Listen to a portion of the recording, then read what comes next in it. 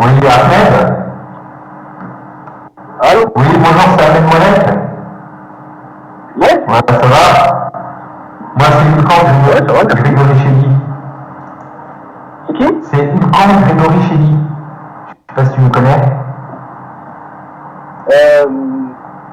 Tu as dû entendre parler, c'est moi qui ai quel site de lui donner. J'ai dû entendre de quoi? Je t'entends pas très bien. Tu m'entends pas très bien. T'as peut-être entendu parler de moi, c'est moi qui ai acquis le site de Dieudonné, tu sais, qui est donné la base de données. Tu m'as quoi? C'est moi qui ai piraté la base de données de Dieudonné. Ah, d'accord, le fameux Ulcan? Voilà, c'est ça. Ou quelque chose comme ça? Tout à fait. D'accord. Bon, alors je t'appelle parce que moi je suis israélien et je suis pas très content parce que tu appelles sur ta chaîne à bombarder Israël.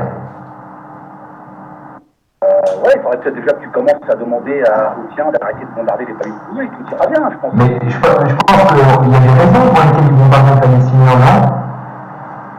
Lesquels? Bah, je vais te donner des raisons. Il y a 8 ans, on avait mis Gaza aux Palestiniens et en échange, ils ont élu le Hamas qui a dans sa charte la destruction de l'État d'Israël et le meurtre des Juifs. D'accord? Ce sont des islamistes, ce ne sont pas des voisins amicaux. Et ce sont des gens qui envoient des roquettes. Comme on leur a dit Gaza qu'il n'y avait plus aucune présence juive là-bas, ils n'avaient pas de raison d'élire le Hamas et nous envoyer des roquettes dessus. Maintenant, je pense que si tu habitais dans une ville, je ne sais pas, dans le sud, et qu'il y avait la Corse qui s'amusait à envoyer des roquettes sur la France, je ne pense pas que ça durait 8 ans avant que les gens réagissent. Donc déjà, je pense que c'est une excellente raison. Deuxièmement, puisque tu es au courant quand même qu'on reçoit des requêtes depuis fort longtemps, depuis au moins 9 ans, d'accord? Ensuite, je sais pas, tu sais, vous, les pro-palestiniens, vous parlez beaucoup du mur, tout ça. S'il y a eu un mur, c'est simplement parce que les Arabes se faisaient exploser. Je pense que tu es au courant de ça. Tu sais que les Arabes se faisaient exploser. Et tu sais que depuis qu'on a mis le mur, ils ne se font plus exploser.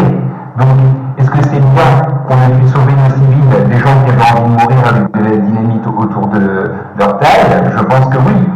Et ensuite, si on regarde, ce sont les mêmes Arabes, les Jordaniens, des Égyptiens, pourquoi on ne les bombarde pas? Pourquoi ça serait simplement Gaza? Moi, je pense que pour qu'il y ait la paix, c'est bien de vouloir la paix. Je t'ai entendu dire que tu voulais la paix et qu'il faut peut-être la guerre pour ça. Moi, je suis assez d'accord pour ça. Mais une chose est sûre, c'est qu'on ne fera jamais la paix avec un organisme qui a dans sa charte la destruction d'Israël. C'est pas possible. On ne pourra pas faire la paix avec eux. Donc, ce que je pense, c'est qu'il faut éliminer le Hamas. De plus, ils ont des tunnels qui mènent jusqu'en Israël. Ils avaient prévu de faire une opération et de tuer plein de civils.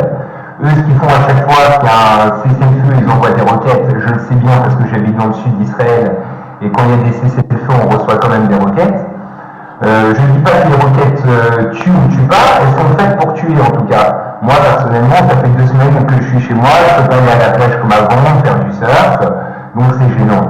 Et quand tu dis il faut bombarder Israël, tu parles de mes parents qui habitent, tu parles de ma famille, de mon chien, tu comprends ce que je veux dire? Et je me demande de quel droit tu peux te permettre de dire qu'il faut tous nous tuer. Tu comprends? Donc maintenant, regarde, comme tu m'as laissé parler sans me couper, je vais te laisser parler, et tu vas me dire pour quelle raison on ne devrait pas bombarder le Hamas qui nous attaque depuis 8 ans. J'aimerais que tu m'expliques quel pays dans le monde tolérerait, mis à part Israël, pendant 9 ans, des attaques quotidiennes sur des civils. Je pense que ton discours, ce discours qu'on entend de cette extrême droite israélienne, je pense que le conflit palestino-israélien il est quand même un peu plus compliqué que les roquettes qui sont envoyées par la Hamas.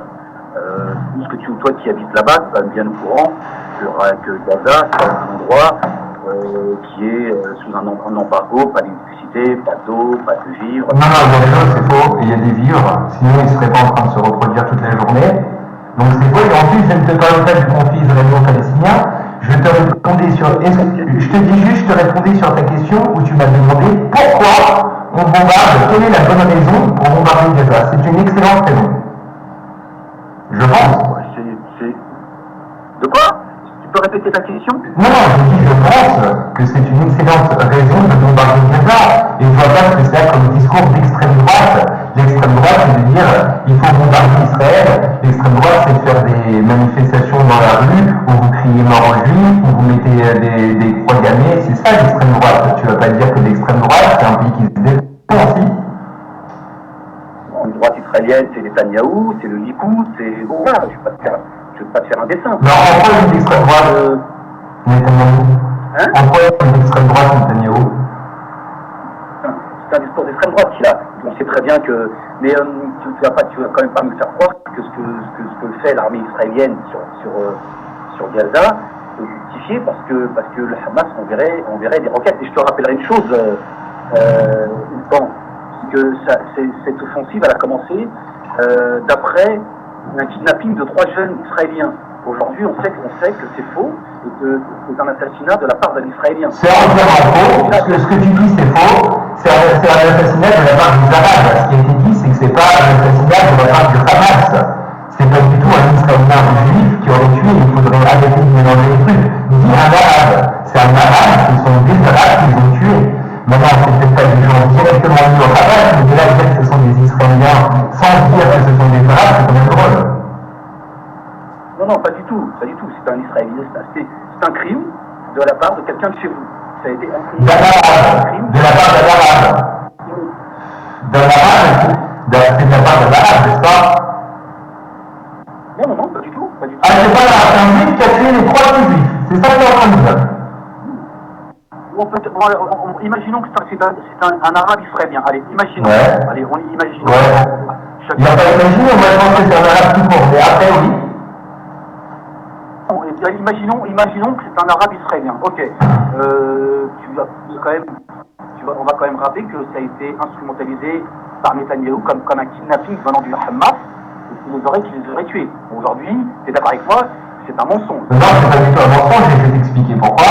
Parce qu'en fait, le Hamas, il est très présent à Hebron et il va régulièrement chauffer toutes les troupes. Donc cet enlèvement et ce meurtre, il est quand même dû au Hamas, même s'il n'a pas été fait par un membre du Hamas. Il est dû au Hamas qui fait. Et ensuite, l'attaque, elle n'a absolument pas commencé à cause de ça, c'est entièrement faux. Elle a commencé simplement parce que depuis environ un mois, le territoire israélien avait reçu environ 120 ou 130 roquettes, et je pense que c'était une raison de rentrer en guerre, tout simplement pour protéger les citoyens. Et en plus de ça, comment on explique? On a trouvé des tonnes de tunnels qui menaient vers Israël. Ils ont avoué qu'ils avaient envie de faire une opération massive et d'envoyer 200 personnes par tunnel pour tuer massivement un soir de fête. Comment tu expliques qu'ils ne respectent pas la trêve humanitaire? Et comment tu expliques que ça est tellement moral qu'ils envoient des tracts, des SMS, et c'est la vérité, tout le monde le sait, même les Arabes en témoignent, tu peux le voir partout, les Arabes palestiniens. Malgré tout, ils n'ont pas envie de partir, ou des fois ils ne peuvent pas partir parce que, en fait, si Israël tue autant de civils, c'est parce que c'est pas une situation où ce serait une armée contre une autre, absolument pas. Le problème, c'est que ce sont des terroristes qui se cachent au milieu de la population et qui sont donc très difficiles à déceler. Et en plus de ça, si tu avais un minimum d'honnêteté intellectuelle, je pense que tu as vu toutes les vidéos récentes du Hamas qui demandent aux gens de rester dans leur maison, de ne pas céder, etc. Tout ça pour protéger leurs roquettes qui sont enfouies en dessous. Il y a des images de l'armée israélienne. Et moi, ce que je trouve bizarre, c'est que les enfants palestiniens, ils ont tellement peu de valeur aux yeux de leur mère qu'elles vont jouer sur des plages où on a prévu que ça bombarderait le jour d'un bombardement. Ça, c'est typiquement palestinien. Moi, je pense qu'il n'y aura jamais un juif qui enverra son enfant se faire exploser, prendre des pierres et se mettre devant un tank. Tout ça, c'est typiquement palestinien. Les Palestiniens les musulmans, nous aimons mourir comme vous aimez vivre.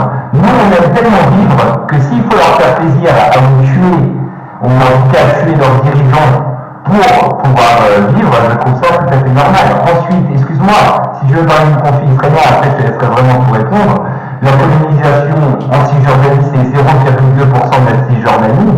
Donc je pense que la colonisation vient plutôt des Arabes, étant donné que c'est quand même bizarre que la Judée ou Samarie, t'arrives pas à comprendre que c'est juif. Le territoire de la Judée, c'est quand même marrant. Et en plus de ça, ce qui est quand même consternant, c'est que nous, on vit avec 25% d'Arabes, que pourtant on ne nous aime pas, qu'on a la Knesset, que Israël, 99 étaient Arabes, que les Arabes vivent parmi nous et qu'ils n'ont absolument rien, ils se baladent à Jérusalem, ils sont pas emmerdés, tu peux aller toi demain avec un sacrifie à Jérusalem, personne ne te fera du mal. Or, par contre, si tu passes avec un drapeau d'Israël dans le territoire palestinien, tu risques de te faire zigouiller, tu risques de mourir, tu risques de te faire tuer, et ça c'est une évidence. Moi je pense qu'il y a clairement un agresseur et un agressé. Les agresseurs ce sont les Arabes qui nous attaquent. Je pense que tu es au courant qu'il n'y avait pas de pays palestinien, qu'il y a quand même 22 pays arabes, tu as qu'à regarder les chiffres sur Wikipédia, la majorité du temps, dans toute l'histoire, il y a eu plus de juifs à Jérusalem que d'arabes. Tu regardes sur Wikipédia, tu tapes démographie juive arabe à Jérusalem, tu verras tout de suite. Et dans le reste du pays, c'est vrai, il y avait des arabes, mais d'une part, ils étaient très peu nombreux. Tu regardes les récits de Mark Twain, qui est récit des voyages en Terre Sainte, ou alors les préoccupations de l'Angleterre qui régnait là à l'époque, qui disait qu'il fallait absolument peupler, ou alors les statistiques, ils étaient très peu nombreux. Ce qui s'est passé, c'est qu'en réalité, il n'y avait pas de pays qui s'appelait Palestine, ni Liban, ni Syrie. Tout ça, ça a été fait par les Anglais et les Français lors du démantèlement de l'Empire ottoman, quand ils ont demandé aux Arabes de se rebeller pendant la Première Guerre mondiale contre les Turcs. Ils voulaient avoir une grande Arabie, les Arabes, ça c'est la vérité, et les Turcs, et les Anglais et les Français se sont partagés les territoires, ils ont fait le Liban, je crois que c'est en 1940, de la Syrie en 1960, de la Jordanie, tout ça ce sont des choses extrêmement récentes.